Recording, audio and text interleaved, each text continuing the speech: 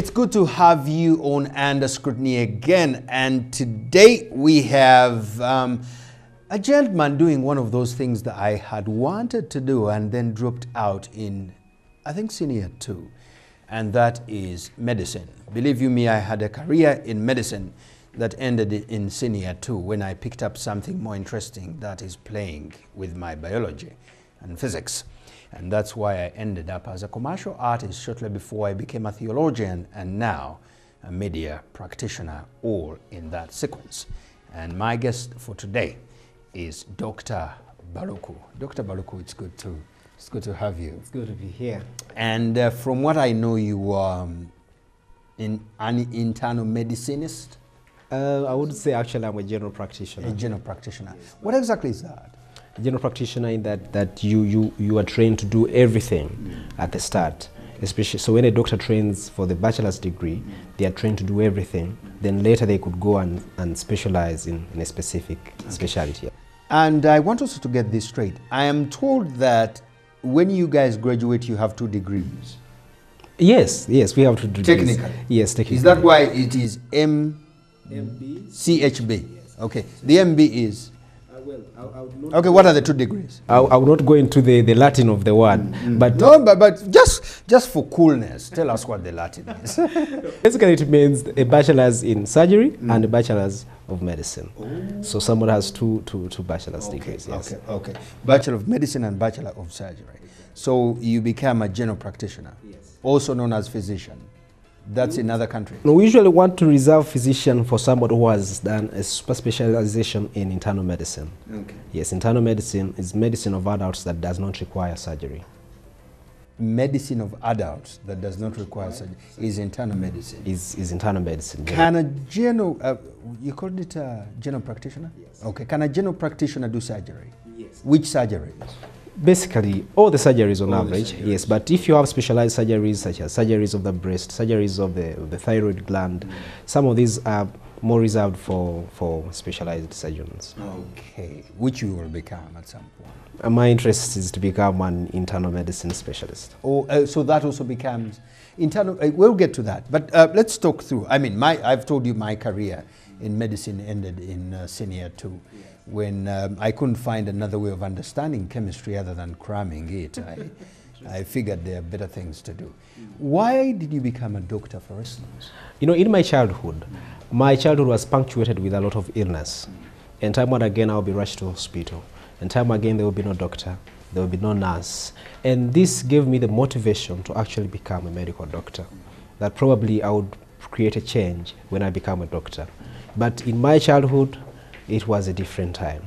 Yes, they would rush you to a clinic and there was no nurse, and whoever is there would actually declare you dead. Twice my grandmother told me I was declared dead.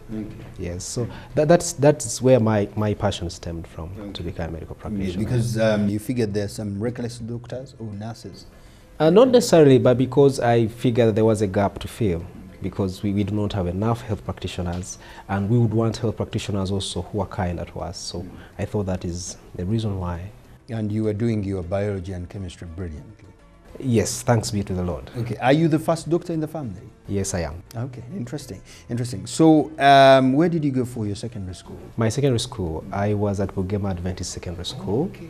Yes, and I had a brief stay at Chibuli SS also, and then I finished my A-levels at Katikamu SDA Secondary School.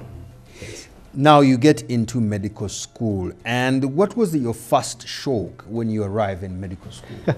My first shock at arriving medical school is the sight of a dead body. Okay. Honestly, the cultures I was grown in is the dead bodies were to be feared, and so here we are, the very first lecture, and you're presented a dead body. Lecture 1? Well, in the first weeks. Well, are these people serious? How many people drop out of medical school then? I do not have the statistics. But do some do? Yes, yes. No, you're joking. No, I'm not lying. Some do, because here's the first week, and you're given a scalpel and a manual, and they say, go and dissect and find this ABCD. And it is your first time to come in close contact with the dead body. It was a little shocking. It was a little shocking. So, okay, first week you show up and then the regular orientation at Makerere University. Actually, the second week, after the orientation week. Yeah. You go to Mulago, to medical school? Yes. That's where you have your classes, right?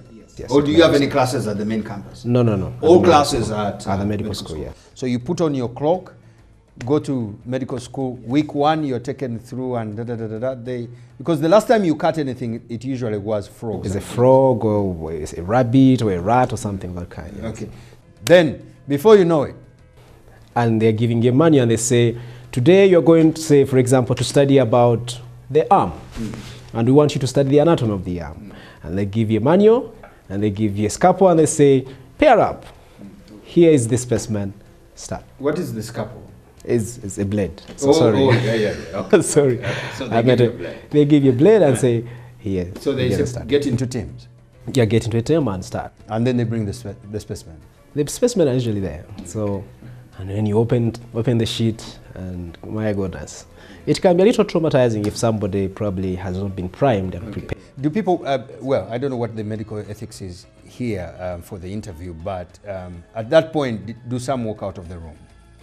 I wouldn't say that I observed that. Yes. But some have. I mean, stories are that some do. Yeah. And some have walked out and never come back. Yes, out of medical school altogether because they could not handle it. Okay. Which is, I think, a good thing that they realize that that's not what they want. And I think it stems from the fact that people have not been prepared to become doctors even before they join medical school.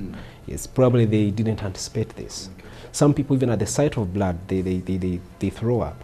So they have not been prepared. Probably they've come to medical school for different reasons. Okay. So do you think at some point there must be a preparation for this? At what point? But because, I mean, not in senior 6, during the vacation? Definitely. Or is it that Makerere should do that? It is my opinion that probably before somebody enters medical school, there should be some sort of pre-med or preschool or pre-testing where these tests or this pre-training is covering not only the biology, the chemistry, probably also the social aspect, the psycho-social aspects of medicine, and also the cultural aspects of practicing medicine in Uganda specifically. Because somebody walks out of medical school expecting to make a lot of money out of this profession, only to be disappointed about the pay. Expecting to work in a posh hospital, only to be disappointed to be posted in a health facility which has no electricity, no internet network, no nothing. So I think people should be prepared in some sort of pre-med kind of training. Maybe we should also be prepared, because sometimes you are like my age and then you go to see a doctor and the doctor is 24 and they are telling you to take off your trousers. That's also not easy. Does that scare you? Well, you don't want to take off your trousers when it is a 24-year-old. Yeah, but I think that trend is in all professions right now. Well, it's doctors, it's another thing, Dr. Baluku. It's happening in all professions that right now professionals are younger people. You find out young managers, there are bank managers currently who are about 35 years.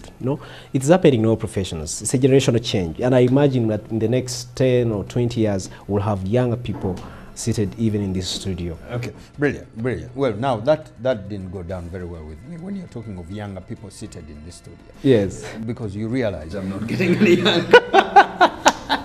But getting back to Mulago now, so at what at some point, of course, in my other life as a minister of the gospel, there's an experience that happened once when I was counseling, and for the first time I realized that I am a pastor. Yes, yes. At what point did you realize, like, well, I think now I'm a doctor? Now I'm a doctor. Yeah. I think the very first point I realized that I am now a doctor is the very first day I lost a patient under my care. And that was during my very first week of internship. After the 5 years of medical school, there was that very first week, my very first time at Mulago Hospital Casualty, and I lost a patient, despite having done everything. And that's when I realized I'm a doctor. And one of my seniors walked up to me and said, you know what? The day you lose a patient, having done everything, is when you realize that you're a doctor. You can never save everybody. You didn't take that too well, did you? Of course, you know, with this enthusiasm, you want to think that you've come to create change, to save everybody. Yeah, but then you say... Because that's where you began. Exactly. That you want to create change. Exactly. And here you have, I mean, you did everything there was. But the patient passed away. And the life, you could see the life was gone. And then he said, even in Europe, people die. I said, okay, so this is, welcome to the profession. Yeah. How long did it take you to recover from that? Surprising, I wouldn't say it's a long time. Why? Because patients die. Even during training, you would see patients die. But it was different because you were not in charge. Yeah. But now when you're in charge, it feels different. But working in a public hospital, which has a mortality rate, about 4 years ago, Mulago Hospital was rated to have about 40 patient deaths per day. About 4 years ago. About 4 years ago, Where yes. is it now? I'm not the PR of the hospital. Okay. I saw that coming. Even the figure I'm telling you is actually a figure that the PR reported in the newspaper about 4 years ago. So patients die, but if you're working in a public hospital, and with time you'll also lose patients, and so you get a little acclimatized to the environment. So it may not take you a long time to recover from it, because if you lose a patient today, there's a good chance if you're working on an emergency unit, there will be one who will pass away tomorrow, unfortunately, yes. So you get used to it a little bit. And when you're talking with your peers, what are the toughest challenges of practicing medicine in Uganda as young doctors? As young doctors, I would say 2 or 3. Number one is that as a young doctor, you have needs. People at home have expectations of you've graduated, you're the only doctor in the family. And so they expect you to have financial resources to support your fellow brothers, your family. And yet the pay in this country is the lowest in East Africa. We'll talk more about that when we come back. We're taking a break, and when we return, I'm going to be asking this young doctor, should doctors marry other doctors who understand that they are late night calls? After the break.